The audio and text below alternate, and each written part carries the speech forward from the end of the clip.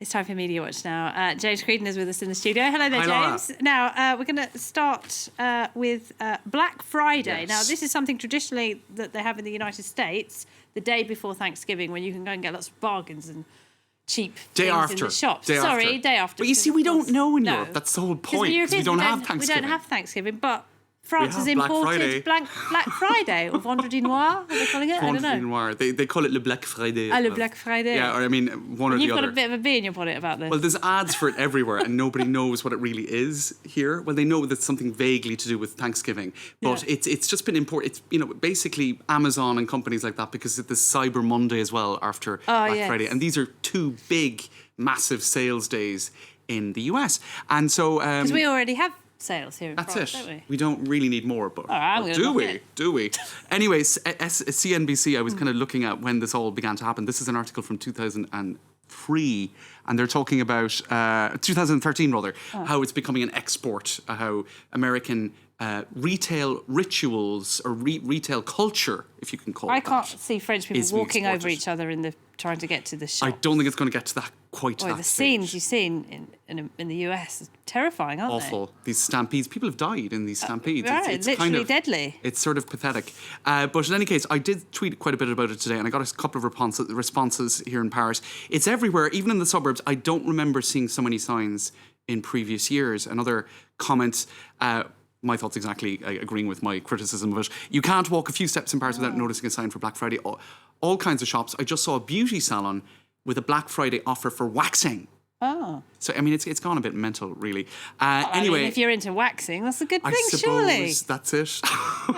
Who cares what it means? It doesn't have to mean anything. Right.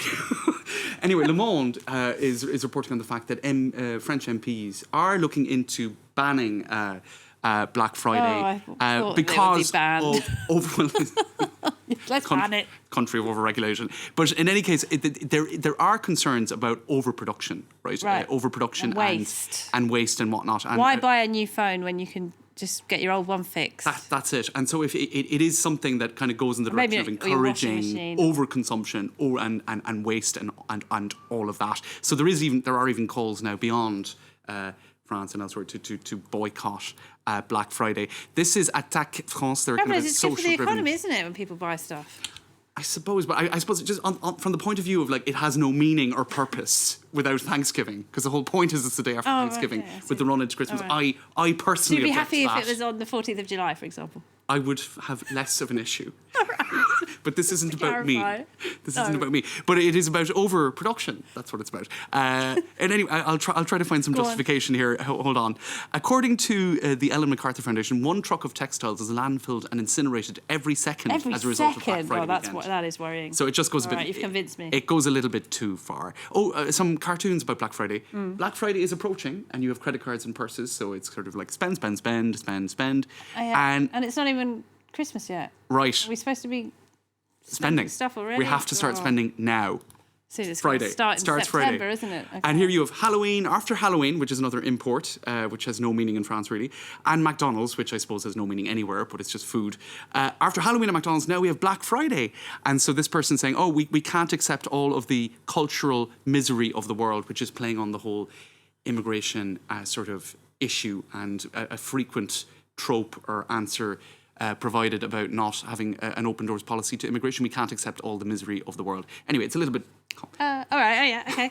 All right, let's move on to something else. This is a story coming from the US. Yes. Elon Musk and his Tesla armoured vehicle, which had a bit of a spectacular fail, didn't it? Yes. During a demonstration. So this was a few days back, but there's been buzz about it ever since. So it's some, armoured vehicle, truck, Cybertruck, whatever they're calling it. But what happened was, in the demonstration, to show how impenetrable the glass was, the glass smashed, which it became a big ha-ha viral moment with images such as this, is this the new Tesla Cybertruck?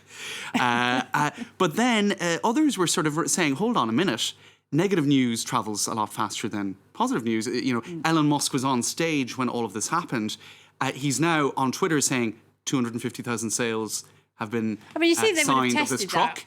Wouldn't you, before they went on stage and threw rocks at the car? I think they did, but there's the speculation as to whether or not this was not a stunt in order to kind of get a massive viral effect, possibly. Well, speaking of stunts to get a massive viral effect, Speaking of stunts to get a massive rise. Oh dear, he tweeted that himself. That was today, and everyone's been talking about it because, of course, Donald Trump is, that is disturbing. This is what he does. Does he have body dysmorphia? That's one theory. Or does he know exactly what he's doing, which is getting everybody commenting on it? Wait, he made this himself? Well, I don't know if he made it, but he certainly shared it, and everyone's talking about it.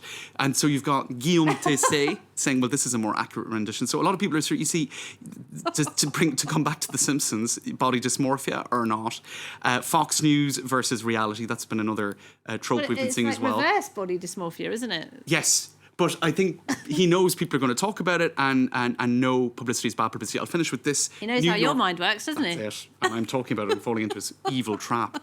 This is Kurt Eichenwald, columnist with the New York Times, saying there are 1,000 things I wish I could say, I am sure I could say about this jaw-dropping moment of presidential insanity, but for the life of me, I'm too stunned to think of any of them.